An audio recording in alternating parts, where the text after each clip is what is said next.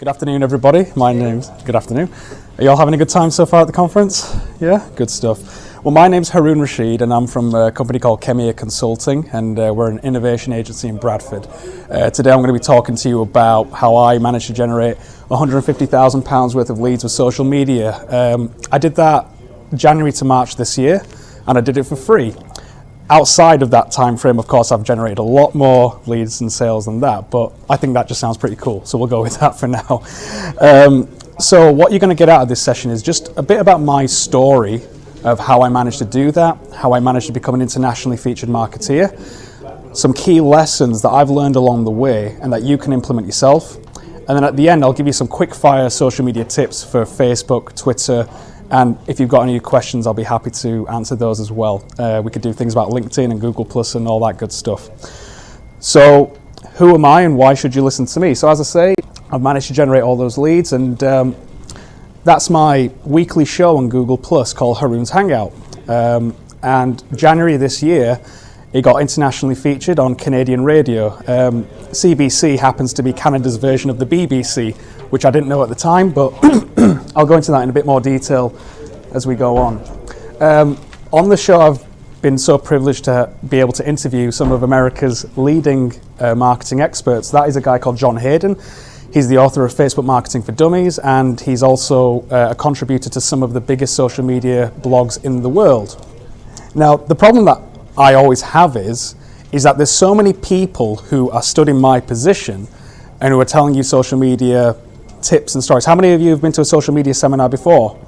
Yeah, majority of people, okay. So you're getting conflicting information, you don't know who to listen to, and it's just all a bit of a big mess. So at Khemeia, we actually think there's two types of social media gurus or experts. The first one is this type that we've affectionately called a social media hippie. Don't get upset, it's just an affectionate term. And the social media hippie is very much geared towards the social side of the whole thing. They'll say things like, it's all about building relationships. They'll say stuff like, it's all about talking to people. And they'll say other stuff like, you shouldn't sell. I don't know how many of you might have heard of stuff like that before, okay? Now, are you saying, Haroon, that you shouldn't do that kind of stuff? No. What I'm saying is, it's not that it's incorrect, it's just that it's incomplete. Yes, you should engage with people. Yes, you should build relationships with people. And you shouldn't overtly sell on social media. There's a way to sell without selling. But the problem is that we're all in business. We've all got our own businesses, we all work for businesses. Now, I've never paid a bill with a relationship. I don't know about you, but I don't ever ring up my mortgage company and say, hey, we had a chat on Twitter that time. It doesn't work like that, okay? If you make it all about building relationships, you'll make a hell of a lot of friends, but you won't make any money. If you make it all about engagement, you'll have a lot of great conversations, but you won't make any money. If you don't sell, guess what? You won't make any money. So what's the problem? There's something wrong here, isn't there? So as I say, you're in business. Let's make it really, really simple. You're in business to make a profit. Your profit is not made out of engagement. Your profit is not made out of relationships. It's made out of money. Would you all agree with that? You're looking at me like I've said something weird. Okay. So what's the solution? We say that you need to be business-minded. Okay? Everything you do with social media has to have a business or a financial or a commercial focus. If it doesn't make any money, then you are quote-unquote frigging about on Facebook. You probably heard that term. Okay, so I did a talk at Leeds University a few years ago, and it was a digital marketing talk, and I asked the audience, what are some of your favourite websites, and keep it clean. And apart from, social media, they gave me the usual BBC News, Sky Sports News, IMDb, someone said Perez Hilton, and I listed them all down, and I said, how many times a week do you guys go on these sites? And they're like, yeah, pretty much every day. So I said, okay, how many times a day might you go on these sites? One guy at the front said between 10 and 15 times a day. Between 10 and 15 times a day on his favourite site. Now, I knew it was going to be high, but I didn't think it was going to be that high. So I was like, dude, why? And he said, because I've got it on my phone and I keep checking the apps. And then it became like a confessional. Everyone else's hands started going up and they're going, yeah, actually that sounds about right for me as well. And I said, okay, well, you guys are spending a long time online. Why? Because it's interesting. I'm like, yeah, I know it's interesting. What makes it interesting? And then one guy said, because they've got content. And I was like, exactly. They've got content which is fresh, relevant, and is updated on a continual basis. Think about your favorite website just for a moment. Would you look at your favorite website today, go away, come back tomorrow, just look at the same thing again? No, you wouldn't. That's ludicrous. That's insane. But as businesses, that's what we're doing to our customers. And then we're wondering why we're not generating any traffic. We're wondering why we're not getting any social media followers. We're wondering why we're not generating any leads and sales. It's because you're not giving them anything to look at. So what we're saying here is that people are after content, and this is the golden rule now. People are after content that solves a problem or a need. And it's as simple as that.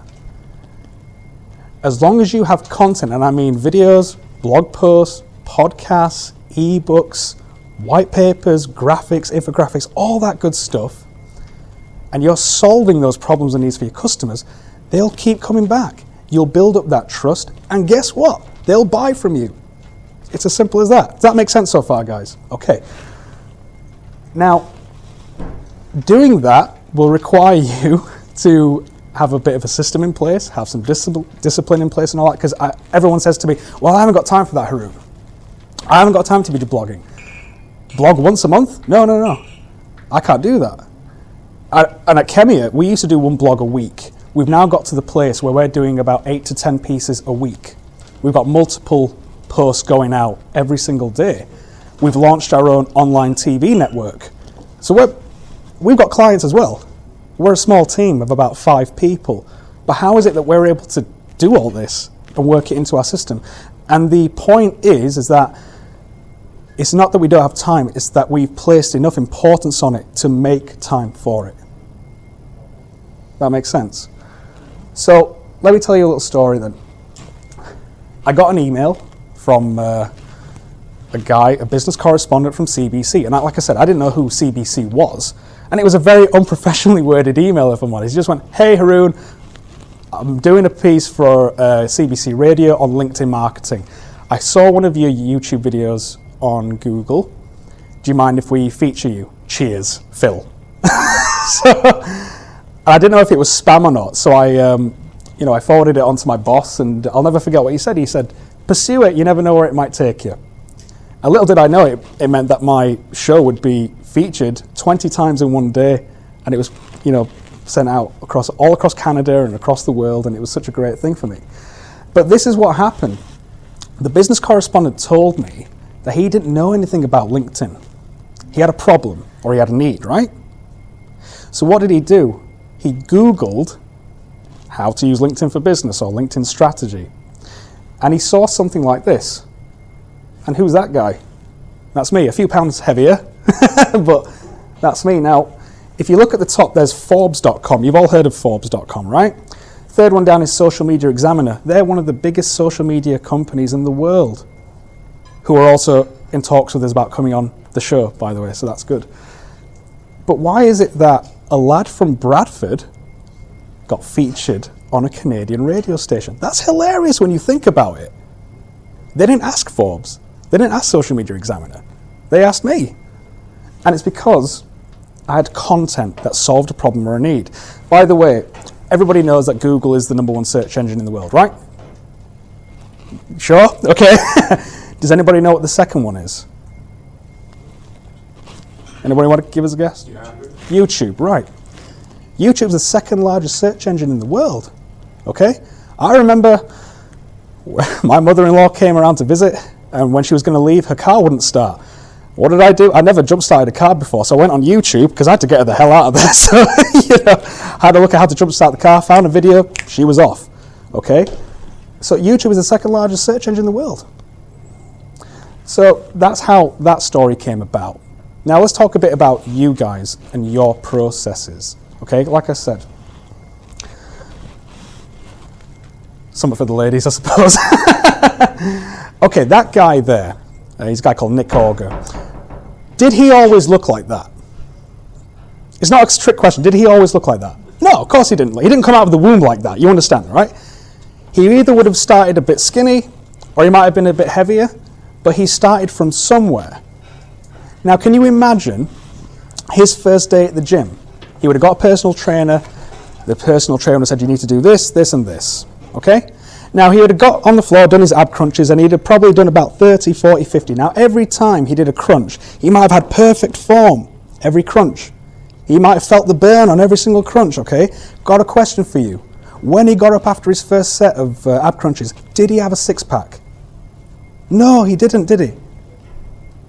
But he did everything right. What's wrong with the advice you've just given me? No. It's because things of value take time. Nick Auger will have done this when he felt like it and when he didn't feel like it. He will have got up on the morning some days and he just said, I can't be arsed going to the gym. I can't be bothered going for a run. Or he'd have looked at his lunch sometimes and seen a load of rabbit food and just thought, I really fancy a burger. But he did it anyway. By the way, the video of mine that got featured on CBC Radio was one of those videos where I couldn't be asked, but I did it anyway. It's funny how life works out sometimes, isn't it? And I didn't think it was my best performance on that day, but someone did. And you never know when your opportunity might come along. I mean, I know that social media and tech and everything is a fast-paced industry, but don't let anybody else, I won't swear, rob you or lie to you and say, oh, you know, you can write one blog post and you'll get 1,000 Twitter followers, or you're going to make loads of money. It doesn't work like that. Although it's a fast-paced industry, nothing will be substituted for hard work, dedication, and most of all, this is where most people fall down, consistency. What happened to consistency? We all live in this kind of instant gratification sort of society where it's a microwave thing. Ping, 15 seconds and I'll get my £150,000 worth of leads. It doesn't work like that. My journey in digital marketing started January 2010. Okay, January 2010. I got featured on CBC almost to the day, January 2014, this year. That's 4 years.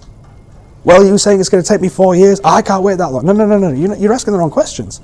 It's not about how long is it going to take me. It's how much do you really care about your business? That's harsh. How much do you actually care? How much are you willing to do? How much importance do you place on that? I was with a client, just on Monday, and I was doing a presentation to the whole company. I'd already worked with the two directors. They'd gone through the marketing process that we have, and they said, can you come in and talk to the rest of our staff?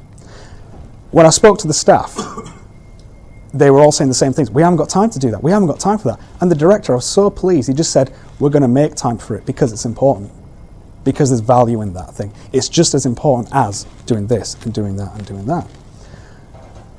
I hope it hasn't been too harsh, guys, but this is the reality of the situation. I don't want to say, I'm not going to tell you what you want to hear. I'm going to tell you what you need to hear. And I'm pretty sure we've all heard social media hippies or whatever and saying that you can do it really quickly, and it's just not like that. So that's the approach that we have. But if you're consistent, if you do that thing about solving your customers' problems and needs, you'll be fine. You'll be fine. Oh God, we've gone over time. Thank you very much to everybody who's come along. If you want to talk to me, I'll be here for the next 10 minutes or so. But thank you very much. Thank you. Thank you.